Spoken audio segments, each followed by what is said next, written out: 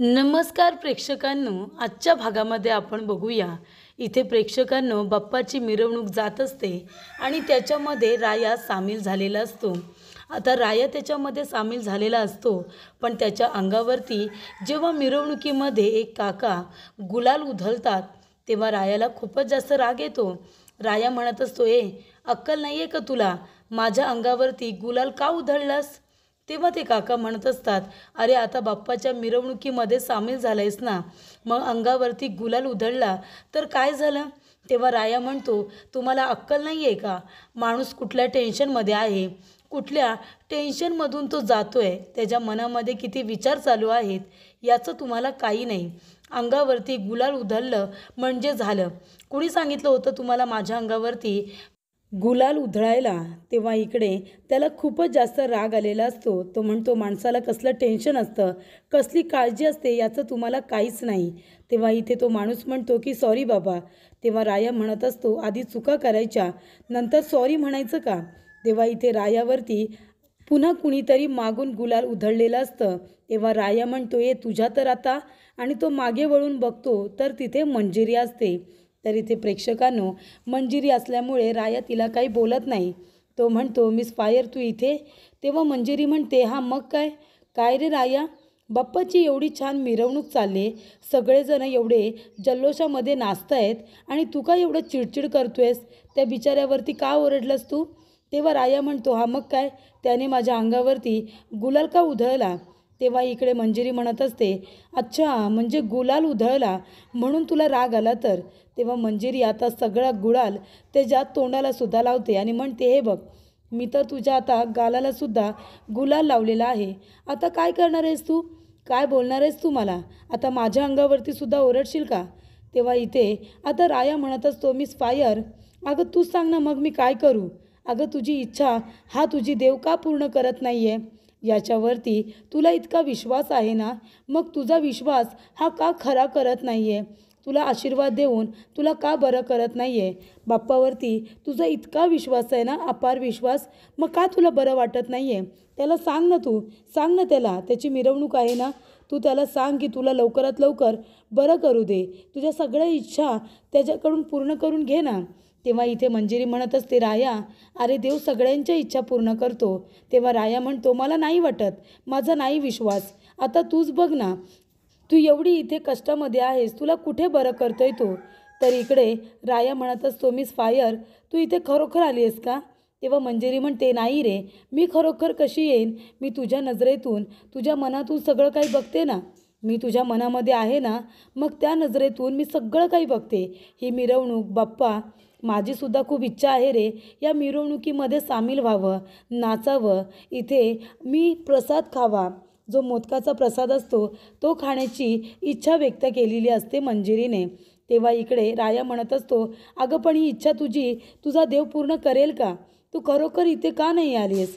तेव्हा मंजिरी म्हणते, कदाचित देव माझी इच्छा पूर्ण करेलही, पण माझ्या नशिबातच नसेल की काही करून माझी इच्छा पूर्ण होईल. तेव्हा राया म्हणतो, नाही नाही, मला तर हे सगळं सहन होत नाही आहे. मिस फायर, तुझा देव सगळं ऐकतो का गं? तेव्हा मंजिरी म्हणते, हो, माझा देव सगळं ऐकतो. तेव्हा राया म्हणतो, मग सांग सांग त्याला, मला हा कल्लोळ आता सहन होत नाही आहे, हा कालवा मला सहन होत नाही आहे, मला हा आवाज सहन होत नाही आहे, मला त्रास होतो या गर्दीचा, मला त्रास होतो आहे या आवाजाचा, हे सगळं आत्ताच्या आत्ता बंद करायला सांग. आणि प्रेक्षकांनो, इथे रायाची इच्छा बाप्पाने पूर्ण केलेली असते, कारण इथे आवाज बंद झालेला असतो, नाच गाणं बंद झालेलं असतो. कारण का, इथे जाता जाता ज्या टेम्पोमधून बाप्पांना घेऊन जात असतात विसर्जनासाठी, त्या टेम्पोचा चाक एका खड्ड्यामध्ये खचलेला असतो आणि त्याच्यामुळे टेम्पो काही आता पुढे जात नाही आणि मिरवणूक तिथेच थांबलेली असते, नाच गाणं बंद झालेलं असतं. तेव्हा मंजिरी विचारते, निखिल, अरे बाप्पाची मिरवणुकीचा आवाज का येत नाही आहे? बाप्पाची मिरवणूक का थांबली? तेव्हा इकडे आता मंजिरीला त्रास व्हायला सुरुवात होते. राया म्हणत असतो की लवकरात लवकर माझ्या मिस फायरची इच्छा पूर्ण व्हायला पाहिजे, आणि तिथेच आता हा टेम्पो बंद झालेला असतो. निखिल म्हणत असतो की ताई मी बघतो हा, अगं मला असं वाटतंय टेम्पो तिथेच थांबला आहे, काही गडबड तर झालेली नाही आहे ना?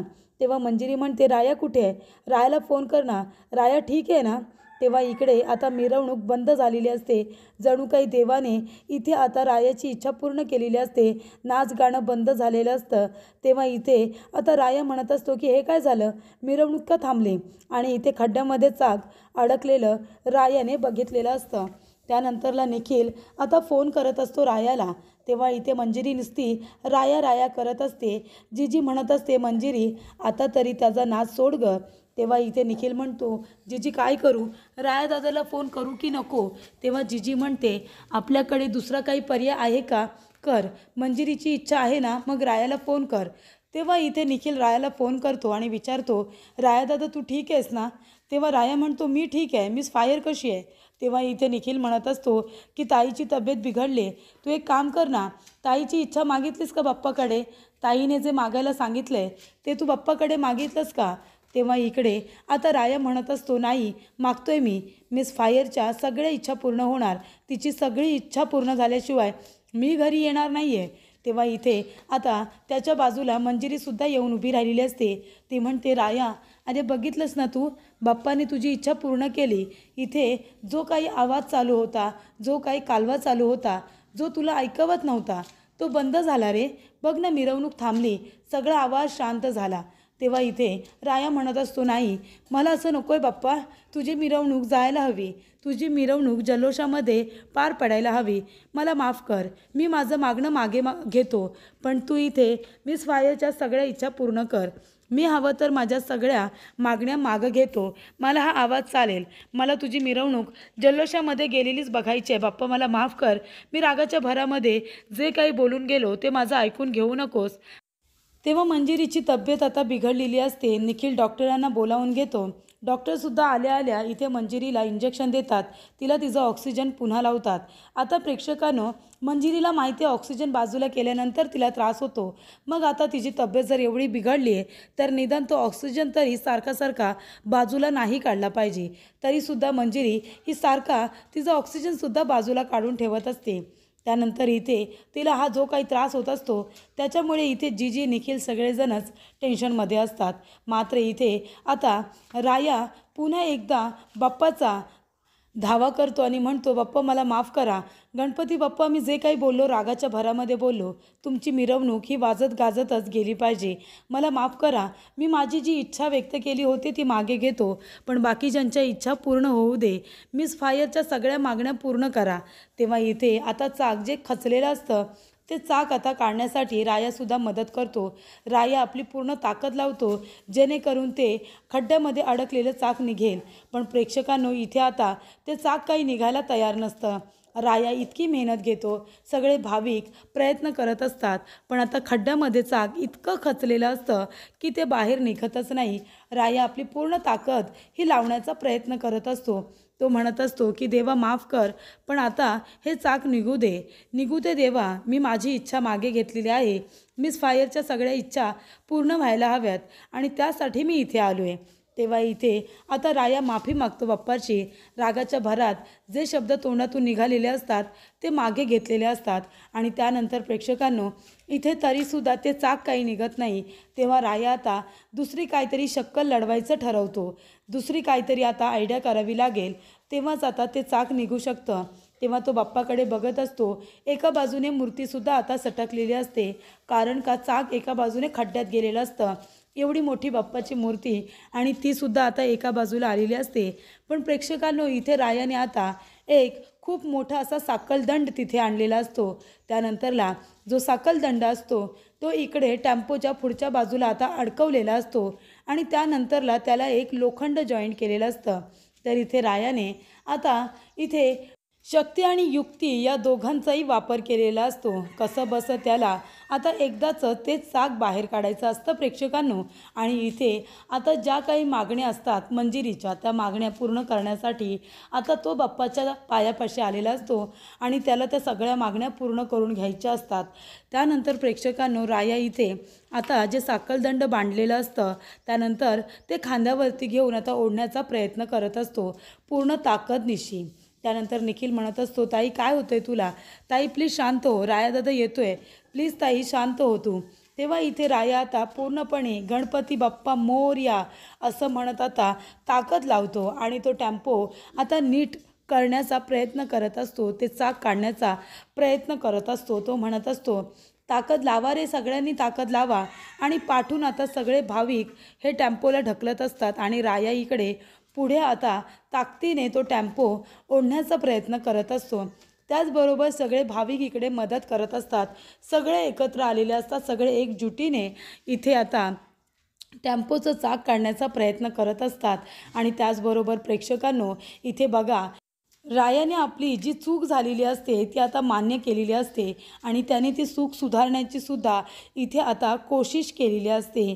त्याने तो आता खांद्यावरती खूप मोठा लोखंड घेत तो ओढत असतो, जेणेकरून ते चाक लवकरात लवकर त्या खड्ड्यातून पुढे यायला पाहिजे आणि मिरवणूकसुद्धा पुढे गेली पाहिजे आणि इथे वाजत गाजत जल्लोषात बाप्पाचं विसर्जन झालं पाहिजे, असं इकडे आता रायालासुद्धा वाटत असतं. आपली चूक झाली की आपण एक अशी इच्छा व्यक्त केली ज्याच्यामुळे इथे सगळे भाविक नाराज झालेले आहेत. कारण आता बाप्पाला जर ती इच्छा रायाची पूर्ण करायची होती तर त्याने हा मार्ग निवडला होता की चाक खड्ड्यामध्ये जाणार, सगळं शांत होणार. पण इथे आता ती चूकसुद्धा रायाकडूनच भरून काढलेली असते. ते चाक आता रायालाच अगदी ताकदीने बाहेर काढावं लागतं. तर इथे प्रेक्षकांनो, मंजिरीची तब्येत खूपच जास्त बिघडत असते. डॉक्टर चेक करत असतात तेव्हा डॉक्टर म्हणतात की आता हिला देवच वाचवू शकतो, आमच्या हातामध्ये आता काहीच नाही आहे. उमा म्हणत असते, असं बोलू नका डॉक्टर, अहो तुम्ही जर असं बोलायला लागलात तर आम्ही कुणाच्या तोंडाकडे बघायचं. तुम्ही प्लीज माझ्या मुलीला बरं करा, माझी मुलगी बरी झाली पाहिजे. तेव्हा इकडे डॉक्टर म्हणत असतात, आम्ही किती प्रयत्न करतोय, तुम्ही पण बघताय ना. पण आता जर मंजिरी या औषधांना, या ट्रीटमेंटला जर रिस्पॉन्सच करत नाही आहे तर आम्ही तरी काय करणार. म्हणून आम्ही म्हणतोय की आता म्हणजे देवाकडेच तुम्ही प्रार्थना करा की हिला बरं वाटायला पाहिजे. आता देवच काहीतरी करू शकतो. त्यानंतर प्रेक्षकांनो, इकडे आता राया पूर्ण मेहनत करत असतो की काही करून इथे बाप्पाच्या गाडीचं चाक निघालं पाहिजे आणि ते निघालेलं असतं. तेव्हा इथे राया गणपती बाप्पा मोरया अशी घोषणाबाजी करतो आणि म्हणतो की बाप्पा मला माफ कर, मी जी इच्छा व्यक्त केली त्यामुळे हे सगळं घडलं असेल, मला माफ कर देवा. त्यानंतरला इकडे आता सगळेजण पुन्हा जल्लोषामध्ये नाचत गाजत आता बाप्पाच्या विसर्जनाला जात असतात. मस्त गाणी लागलेली असतात आणि त्याच्यावरती भाविक छान डान्स करत असतात. पण इथे रायाला आता मनामध्ये कुठेतरी त्याच्या चुकीची गोष्ट त्याला कळलेलीच असते की आपण चुकीची मागणी केली, असं करायला नको होतं.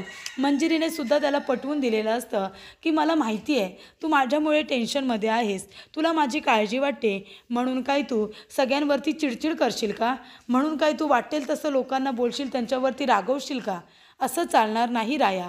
ही चूक त्याची मंजिरीने सुद्धा त्याला दाखवून दिलेली असते. प्रेक्षकांनो, इकडे आता सगळे भाविक पाया पडत असतात, बाप्पांचा आशीर्वाद घेत असतात.